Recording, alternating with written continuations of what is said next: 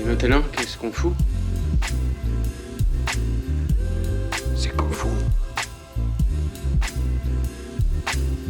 On fait la guerre. Voilà ce qu'on fait. Salut à tous, c'est l'Écran Fou, et aujourd'hui on revient une seconde fois sur ce fleuron du cinéma français en devenir, et déjà culte pour les sauts de bouillasse qu'il se prend dans la tronche avant la sortie nationale, donc Astérix, l'Empire du Milieu, donc la toute dernière mouture du Gaulois le plus célèbre du monde sous la direction de Guillaume Canet. Alors je vais évidemment pas refaire le tour de ce truc, si vous ignorez encore mon avis et que vous voulez en savoir plus de manière générale, je vous propose de vous rediriger vers ma review dont vous pourrez trouver le lien directement dans la description. D'ailleurs, veuillez m'excuser parce que j'ai pu constater que le son de cette review était franchement pas terrible, donc visiblement des conditions d'enregistrement qui n'étaient pas optimales, donc je veillerai désormais à ce que ça n'arrive plus. Donc encore toutes mes excuses par rapport à ça. Mais si vous avez vu le titre de ma vidéo, vous aurez compris qu'on va passer en revue le casting de ce film dans son ensemble, enfin pour les essentiels, car il y a tellement à dire, mais je voulais pas tout déballer dans ma review, parce que ça aurait été beaucoup trop long sur une seule vidéo, donc voilà, vidéo spéciale complémentaire pour voir justement à quel point on est dans un beau foutage de tronche, avec cette proposition de Guillaume Canet, très franchement, qui avait pourtant il y a quelques mois la prétention de vouloir nous servir le nouveau Astérix Mission Cléopâtre. Et donc voilà l'image du casting, à quelques absents près, que l'on traitera justement en complément. Donc pour rappel, on parle mine de rien d'un film de 65 millions d'euros, dont un bon tiers a fini in their pocket, parce que tu comprends, la vie est dure pour ces pauvres acteurs et guests français, donc l'inflation, tout ça. Oui, j'utilise les termes de guest parce que, faut pas se leurrer, on est en plein là-dedans. Comme je l'évoquais, à l'exception d'un tiers de ce casting, le reste n'est là que pour une demi-journée de tournage, pour une figuration inutile de 15 secondes à 2 minutes grand max, avant de repartir avec son chèque à 6 chiffres. Et je déconne absolument pas en disant ça. Donc on est parti, évidemment on va procéder par ordre selon l'image, et on commence évidemment par le personnage phare, à savoir Astérix, interprété par Guillaume Canet. Et là tout de suite j'ai envie de demander qui est le clampin qui a décidé de le placer dans ce rôle. Ah pardon, c'est lui-même. Non, parce que là, dans le genre hors sujet, on démarre très fort. C'est-à-dire que bon, le personnage est connu déjà pour être particulièrement petit par rapport à son acolyte Obélix, et là, faut quand même rappeler qu'on est flanqué d'un Astérix d'1m80. Ensuite, et je l'évoquais dans ma review, il n'y a rien d'Astérix dans son jeu, c'est-à-dire que planqué derrière sa moustache, on pourrait même le confondre avec Philippe Lachaud, sachant qu'il joue d'ailleurs aussi bien, donc c'est pas un compliment du tout, quoi. Et à dire vrai, le seul soupçon que l'on peut retrouver d'Astérix dans son personnage, c'est que quand il est amoureux, il a les plumes du casque qui frétillent autant que les gonades d'un puceau qui entre dans un bordel. Donc c'est direct. Alors ensuite, on passe à Gilles Lelouch. Alors il faut savoir qu'à défaut d'engager Gérard Depardieu pour jouer Obélix, comme dans les précédents films, eh bien finalement on a décidé de caster Gilles Lelouch pour jouer pour jouer Gérard Depardieu. Oui, parce que là c'est exactement ça. Ceci étant, si on fait abstraction de son déguisement ridiculement exagéré qu'il fait passer un peu pour une bouteille d'orangina tellement il a le cul disproportionné au reste du corps, on n'ira pas trop se plaindre. Passer après GG et en livrer ce qu'il a fait, ça relève presque du miracle de ne pas paraître si ridicule. Donc, allez, on va au moins valider Gilles Lelouch. Alors, Vincent Cassel. Alors, il paraît que dernièrement, il a été vu sur un plateau de tournage pour jouer Jules César. Alors, si quelqu'un peut m'indiquer dans quel film ? Non, parce que là, Vincent Cassel passe son temps à enchaîner les jeux de mots bidons en faisant la signature avec ses doigts du rappeur Jul, donc ça veut tout dire, quoi, tout en jouant, mais sans la moindre classe. C'est-à-dire que Jules César, à la base, c'est un personnage qui est quand même assez silencieux, qui ne parle pas pour rien dire, qui a de la prestance, qui est un petit peu... un personnage qu'on craint, quoi. Et là, en gros, c'est le mec, il arrive, il se pointe, « salut, c'est moi, machin, tout ça. » Mais, hors sujet total. Alors, Pierre Richard en Panoramix, ou plutôt Panoramix, a été casté pour jouer Pierre Richard, puisque le personnage n'est visible que pour faire une petite référence ciné, qu'évidemment les fans du film La Chèvre auront compris, dans une scène qui n'a absolument aucun sens dans le film. Tu sais pas ce que ça vient foutre là. En fait, c'est juste du placement de référence. Donc voilà, un espèce de fanservice, mais qui n'a même pas rapport avec Astérix. Et puis bon, alors le maquillage là, avec les prothèses et tout, non mais c'est une catastrophe, quoi. Ayez au moins la décence de coller les prothèses correctement. Alors ensuite, Marion Cotillard en Cléopâtre. Alors disons que bon, tout le monde la détestera parce que de toute façon c'est Marion Cotillard, pourtant, moi je le cache pas, elle est parfaitement dans l'exubérance du personnage, avec ses cris, sa voix de crécelle absolument insupportable. Tu pouvais pas trouver meilleure personne pour jouer autant la comédie, comme ce fut d'ailleurs le cas dans The Dark Knight Rises pour jouer justement la mort de son personnage, n'est-ce pas?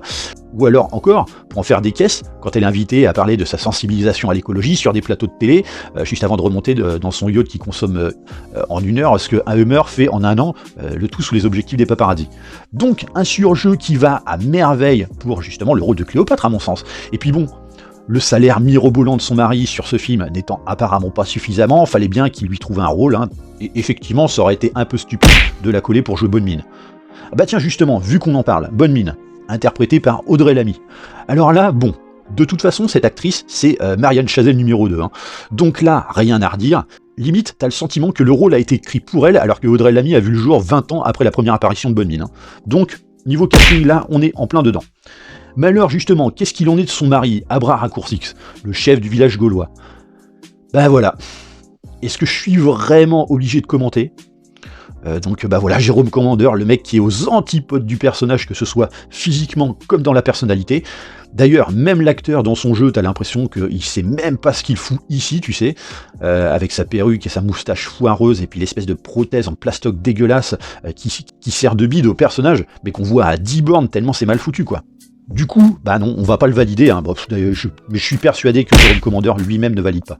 Alors, Falbala, le fameux rêve d'Obélix et de tout gamin qui avait pu lire la BD à l'époque.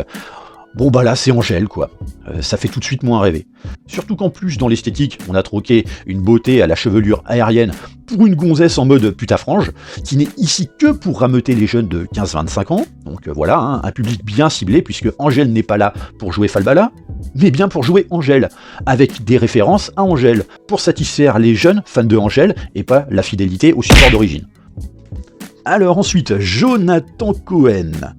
Bon alors lui on a bien compris, notamment avec la promotion, à partir du moment où Canet a annoncé vouloir surfer sur le style de Mission Cléopâtre, qu'il allait être le numéro bis de ce film.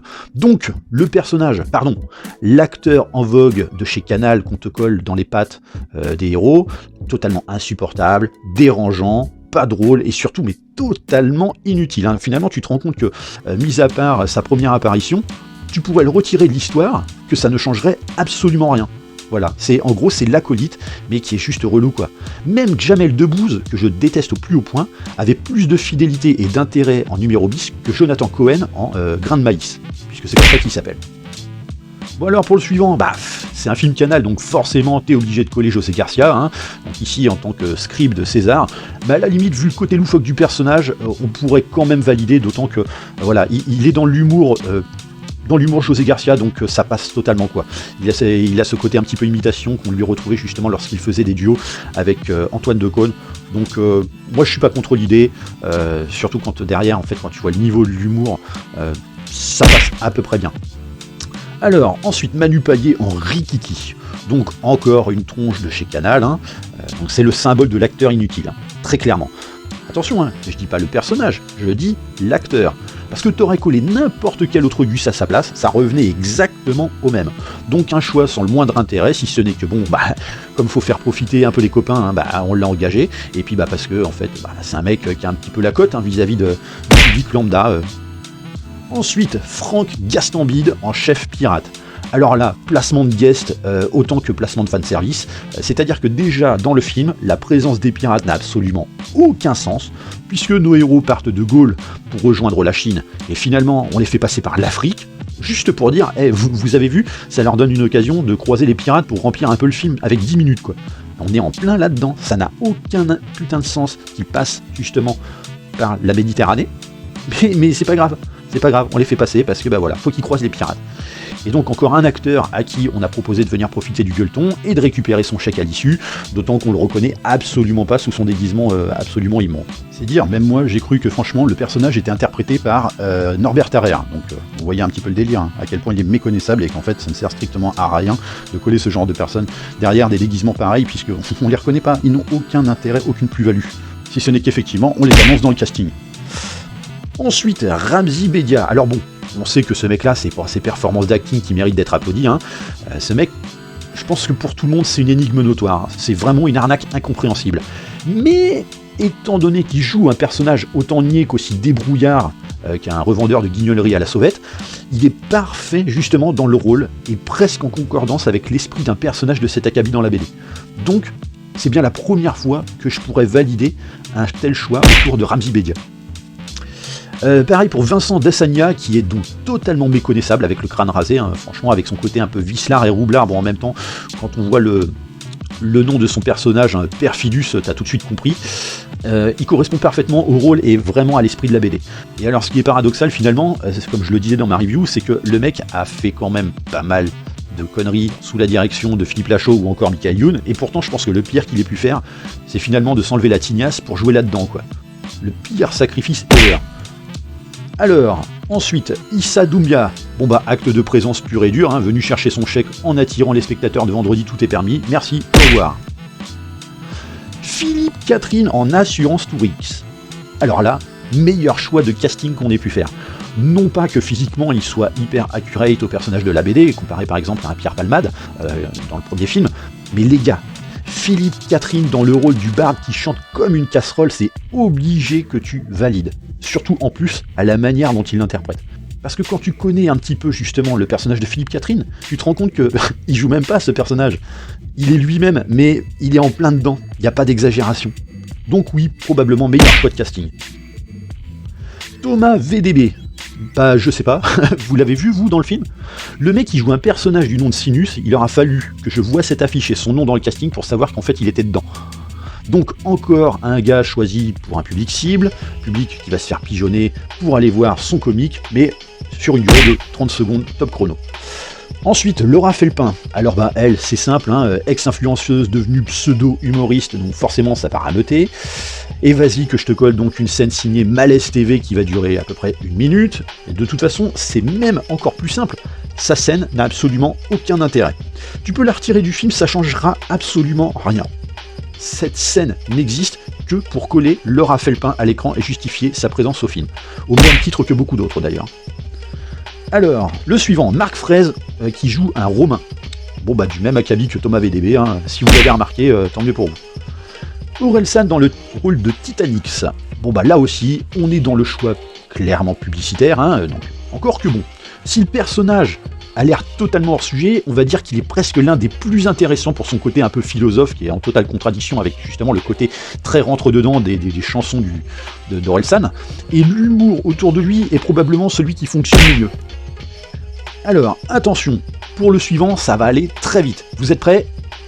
M dans le rôle du cousin talentueux de Assurance Tourix. Voilà. Ah, je vous avais dit hein, que ça irait vite. Hein. Bon, comme sa présence dans le film au final, avec ses fameux tatouages et son casque ridicule.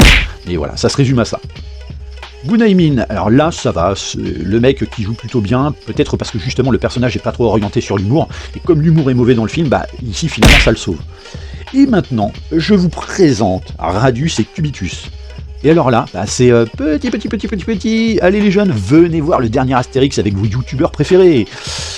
Donc bon bah ils sont présents 20 secondes, hein, donc énième coup de pub, mais on peut au moins se satisfaire à l'idée que pour ces 20 secondes de présence, ils viennent de toucher ce que la plupart d'entre vous se fait en 7 ans. Merci, au revoir. Ensuite, Zlatan Ibrahimovic, parce que oui, il faut évidemment coller un sportif renommé dans un Astérix, hein, maintenant c'est devenu un petit peu coutumier, et donc un footballeur forcément, puisque bah, le français est de base un bon gros beauf fouteux, hein, donc les clichés en veux-tu en voilà. Donc comme Kylian Mbappé aurait coûté trop cher, bah, ce qui aurait obligé forcément Guillaume Canet à baisser son salaire, bah, c'est finalement Zlatan Ibrahimovic qui s'y colle. À la limite, le personnage est plutôt sympa, et même l'humour autour pourra légèrement faire sourire. Bon, en résumé, personnage correct, mais encore une fois, c'est du coup de pub, quoi. C'est clairement du coup de pub.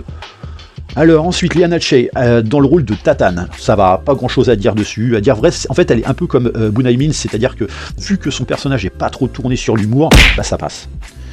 Personnage suivant, donc interprété par Julie Chen, donc qui joue la fille de l'impératrice. Alors c'est un peu le secret beauté du film, cette fille. Alors en même temps, on va pas se mentir, elle est sacrément jolie. Sauf que elle est la touche émotionnelle du film qui n'en a finalement absolument pas de l'émotion. Puisque à chaque fois que ça veut en jouer, on te désamorce ça à grands coups d'humour à 2 balles. Sauf, allez, on va dire peut-être une seule fois dans le film, où on assume jusqu'au bout ce côté émotionnel, mais le problème c'est que c'est même pas autour du personnage de Julie Chen, donc c'est ça qui est triste. Mais voilà, allez, elle joue quand même correctement, on la valide. Ensuite, Lin Danfan, en guise d'impératrice. Bon bah comme les autres, hein, qui jouent des Chinois, quoi, pas trop d'humour, donc ça passe, et puis bon, elle c'est une vraie actrice. Donc pour le peu qu'on la voit, on va dire que ça passe relativement bien. Bon alors, eux là, Big Flo et Oli. Bah, grosso merdo, c'est McFly et Carlito bis. Donc, des miettes jetées aux jeunes qu'on prend pour des pigeons, 20 secondes de présence, ils repartent plein aux as, merci, au revoir. Next. Yann Papin. Bon alors lui, c'est l'interprète du chef de la garde romaine bien rustre, typique de la BD, donc un peu beauf sur les bords. Il est carrément dans le ton, donc oui, on valide. Next. Chilandier en ordre alphabétique. Alors bon, 1 minute de présence pour un humoriste passe-partout, donc bon, effectivement, hein, voilà, on est un petit peu dans la campagne publicitaire, mais bon, il est dans le thème du personnage, donc ça passe plutôt pas mal. Allez, on valide. Et pour les autres qui ne figurent pas justement sur l'image du casting, alors, dans le rôle de cet Automatix, vous savez, ce grand gaillard un peu costaud et forgeron du village, eh bien, ce sera André Calmès, donc là, t'as l'impression qu'il fait 1m70 pour 65 kg tout mouillé. Là, concrètement, tu comprends pas trop le choix de casting, quoi. Ah oui, mais ça c'est parce que vous ignorez qu'en fait à la base c'est un pote à Guillaume Canet, donc voilà, on fait profiter les amis même si on est dans le hors-sujet. Ensuite, Age Canonix, interprété par Philippe Canet. Bon bah au vu du nom de famille, est-ce que j'ai besoin d'en dire plus? En dehors que bah, Guillaume a voulu aider papa pour sa retraite, mais voilà, en le faisant interpréter le vieux du village avec des prothèses faciales qui sont encore une fois pas du tout collées. Qu'est-ce qu'il y a à dire de plus? Ensuite, on a Tran Voutran, donc bah voilà, ex-influenceur, Insta et tout ce que vous voulez. Donc, est-ce que j'ai besoin d'en dire davantage dessus? Je ne crois pas. Et pour finir, Ragnar Le Breton, qui a été choisi pour faire ce qu'il fait de mieux et ce pourquoi justement il est ultra connu, à savoir foutre une calotte avec sa grosse paluche. Mais bon, si le voir passer à l'acte fait toujours un petit peu sourire, les mecs, c'est Ragnar Le Breton. Pourquoi tu y fais jouer un Romain? D'autant que lui, en revanche, il avait vraiment la gueule de l'emploi pour jouer, par exemple, le personnage de cet Automatix. Il avait la taille, il avait la carrure, il avait le langage et tout. Enfin, je comprends pas, quoi. Je ne comprends absolument pas. C'est du n'importe quoi. Bref, si on fait le bilan, on est à... Voilà, je pense que ça veut tout dire. Donc vous l'aurez compris, rien de glorieux pour ce film qui est, je le répète, l'équivalent des Enfoirés, mais au cinéma. Donc c'est un rassemblement de stars où on profite de la popote bien grasse entre copains tout en demandant aux Français de raquer. Les Enfoirés, c'est pour aider les démunis, ici c'est pour sauver le cinéma français. Je suis désolé les mecs, mais va falloir revoir votre copie, parce que si vous voulez vraiment que le cinéma français soit sauvé, faites déjà du cinéma, avec des acteurs, et pas des guests qu'on fait défiler les uns après les autres. D'autant que, comme je le dis, si je veux voir tous ces guignols que vous nous proposez, j'ai juste à allumer ma télé. Donc voilà, j'en ai terminé, on a fait le tour d'horizon de cette petite vidéo spéciale. Pour le jeu de la réplique, c'était justement sur la review de Astérix et Obélix, l'Empire du Milieu. Il fallait trouver le chef-d'œuvre, parce que là oui, on parle de chef-d'œuvre, Dracula, réalisé en 1992 par Francis Ford Coppola. Comme d'habitude, je vous laisse accès aux commentaires pour pouvoir vous défouler comme il se doit. N'hésitez pas aussi à liker et partager cette vidéo, mais pensez aussi à vous abonner à la chaîne de manière à vous tenir informé des prochains contenus. Et n'oubliez pas que vous pouvez aussi me retrouver sur Twitter sous le nom de l'Écran Fou. Et je vous retrouve très vite pour une prochaine review qui normalement devrait traiter d'un bon film. Allez, bye!